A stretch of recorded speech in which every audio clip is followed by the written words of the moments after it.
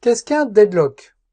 Un deadlock, c'est une situation dans laquelle on ne veut pas arriver, parce qu'en général, pour se libérer d'un deadlock, la seule façon, c'est de redémarrer l'application, donc de créer une interruption de service au niveau de l'application que l'on gère. Donc c'est une situation dans laquelle on ne veut vraiment pas aller et dans laquelle on ne veut vraiment pas se retrouver à aucun prix.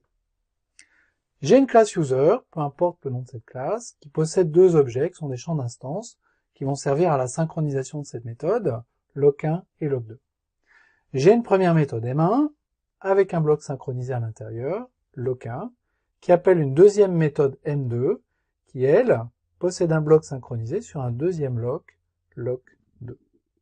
Et puis, cette méthode M2 appelle une méthode M3 qui elle-même possède un bloc synchronisé également sur lock1. Ça, cette situation, c'est une situation qui est très mauvaise, qu'il faut surtout pas chercher à écrire ou chercher à reproduire, pour la raison suivante. Supposons que j'ai un thread T1 qui fasse un appel à la méthode M1. Donc le thread T1 va prendre le lock, que je vais appeler L1, qui est l'objet moniteur possédé par le lock1 qui se trouve ici. Et puis j'ai un thread T2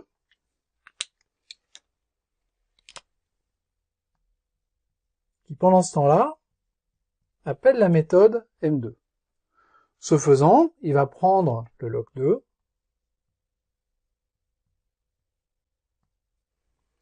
en rentrant dans le bloc synchronisé qui se trouve ici.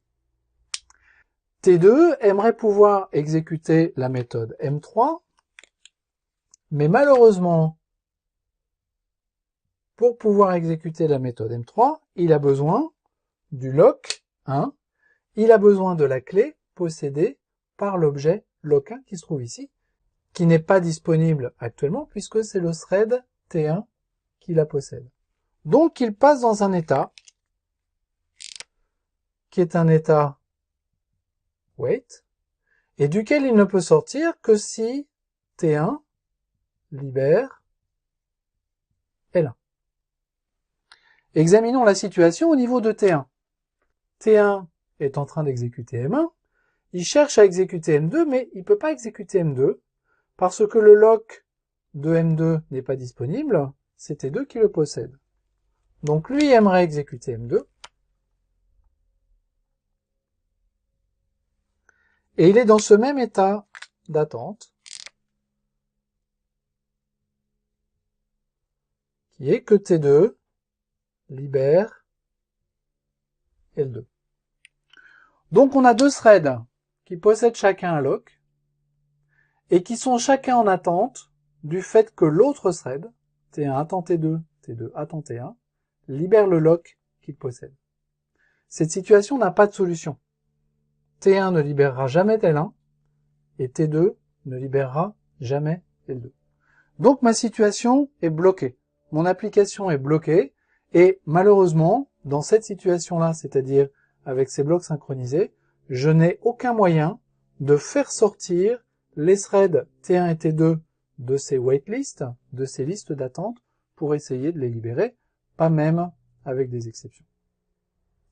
Donc là, je suis dans une situation de blocage que l'on appelle la situation de deadlock, une situation d'impasse, et malheureusement dans ces cas-là, la plupart du temps, la seule solution que j'ai, c'est de redémarrer ma JVM, donc de redémarrer mon application. Ce genre de situation est très embêtante, on peut la débugger au niveau des IDE, c'est-à-dire que des IDE comme Eclipse peuvent détecter ce genre de choses, et les JVM elles-mêmes peuvent également détecter ce genre de choses, de threads qui s'attendent en possédant le moniteur que l'autre cherche à obtenir. Donc on a des moyens pour débugger ça, une fois que la situation arrive, mais en revanche, on n'a pas moyen ou peu de moyens, des moyens très très détournés, pour pouvoir s'en libérer une fois que l'on est dans cette situation.